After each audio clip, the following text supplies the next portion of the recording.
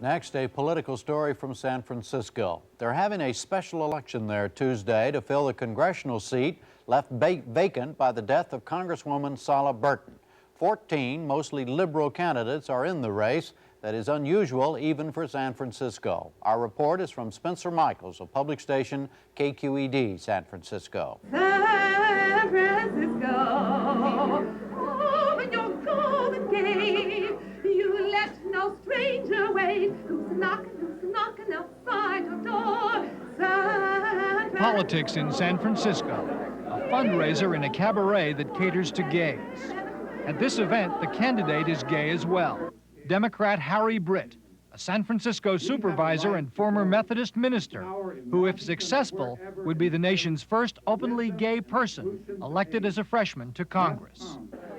Gay men and lesbians make up perhaps 20% of the city's population, one element of the unique political spectrum here that lies almost entirely to the left of center. Britt is among the frontrunners in a wide-open special election. While he would be a political outsider elsewhere in the country with his progressive agenda, he fits in easily in San Francisco. For to succeed in politics here, liberal credentials are essential.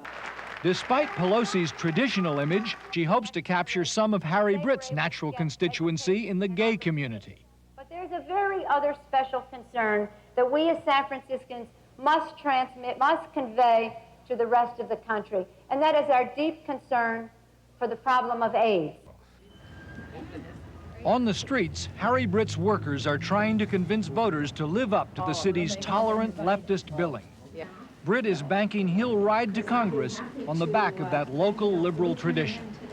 Yes, we're different from other American cities, and I'm not going to go back there and say, you know, we're just like Wichita, only farther west. That is not the role of San Francisco in the political process. We are a center of the peace movement, of the women's movement, of the environmental movement. And he, like Britt, resents Sala Burton's endorsement of Pelosi.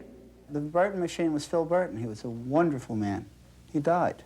There's no Burton machine, and there's certainly no inherited seat.